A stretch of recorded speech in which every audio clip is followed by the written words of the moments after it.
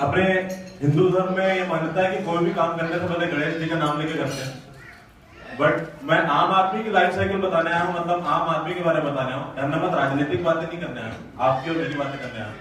तो शादी के बाद आम आदमी गणेश जी का नाम सबसे पहले नहीं लेता, सबसे पहले वाइफ का नाम लेता है। और इम्पोर्टेंटली जब जिस दिन वाइफ का बर्थडे हो तो उस दिन सबसे पहले लेता है। तो सबसे पहले आज मेरे वाइफ का बर्थडे है, एक बार जोरदार तालियां। अब मैं अपनी बात शुरू करता हूँ। देखिए, हम सभी आम आदमी हैं, किसी खास मौकों पे कुछ खास हो जाते हैं, वैसे तो आम ही रहते हैं।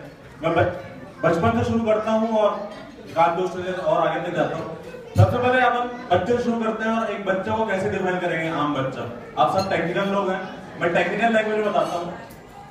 आम आदमी के बच्चे और खास आदमी के बच्चे में आप डिफरेंस पहचान सकते हैं, आईफोन के डिफरेंस और एंड्रॉइड के डिफरेंस। जैसे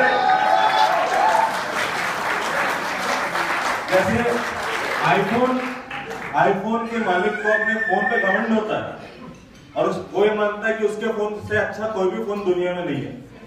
वैसे ही खास आदमी के पिताजी को अपने बच्चे पे घमंड होता है, उससे अच्छा बच्चा किसी का नहीं होता।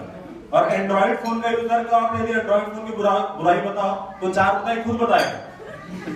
वैसे ही आम आदमी के बच्चे के पिताजी को आप उसकी बुराई बताओ तो 4 बुराइयां खुद बताएगा। बट एंड्रॉइड वो हर चीज कर सकता है जो आईफोन कर सकता है, वैसे ही आम आदमी का बच्चा भी हर वो काम कर सकता है जो एक खास बच्चा कर सकता है।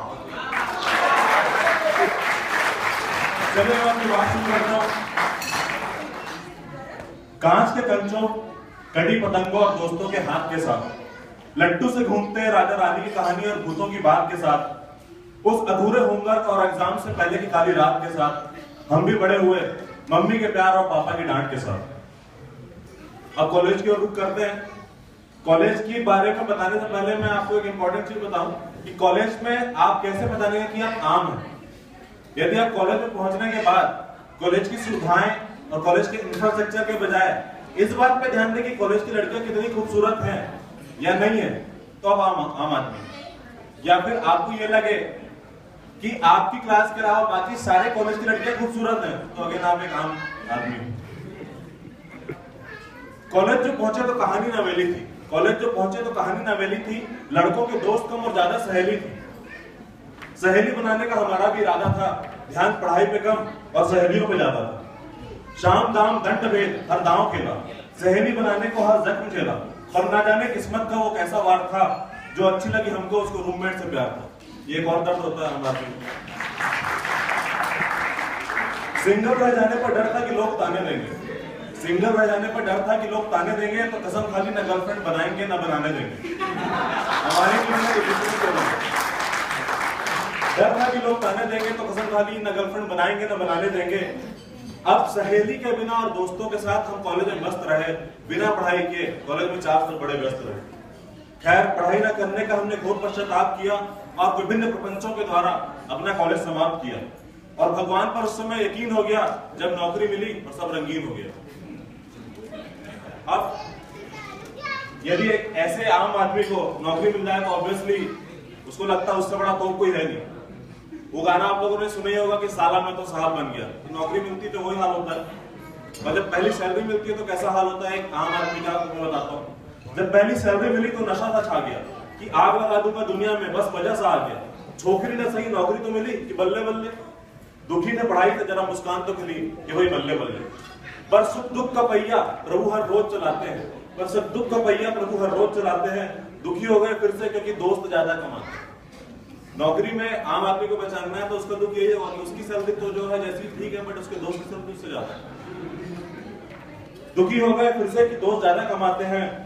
नौकरीशुदा, ध्यान दीजिएगा, नौकरीशुदा बोरिंग जीवन ने जब हम पर प्रहार किया तो हमने शादीशुदा होने पर विचार किया। विनाश काले विपरीत बुद्धि इस कथन को चरितार्थ किया और अपनी शादी कराने हेतु एक पंडित को कृतार्थ किया। देखिए, यदि आपको कॉलेज में आम आदमी को कॉलेज में गर्लफ्रेंड नहीं बनी तो नौकरी में तो बन ही नहीं सकती।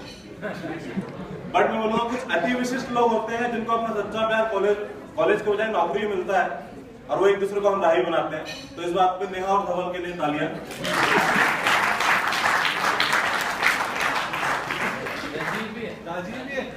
राजीव और दिशा के लिए भी तालियां। सर एक आध और पूछ लो, कोई आने वाला हो तो।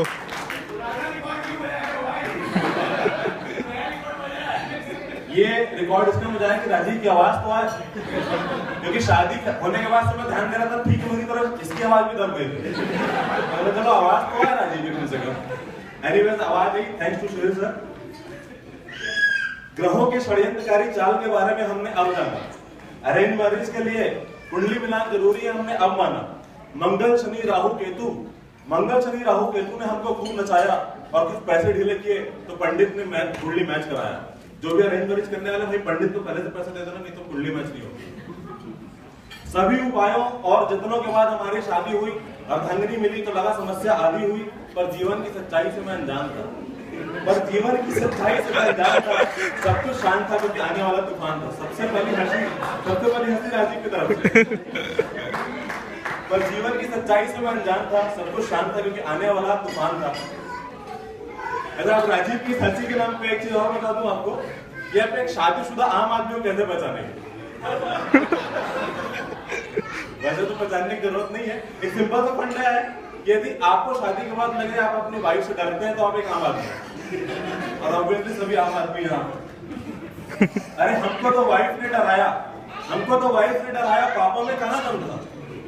हमको तो वाइफ ने डराया, पापा में कहाँ दम था?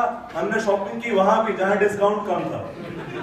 शादी के इस मकर जाल में हम उलझने लगे, खुद को शेर बीवी को धोखा समझने लगे। परेशान होकर हमने लाइफ की समरी दोहराई, सोचा कि लाइफ से आखिर क्यों दुखी है भाई।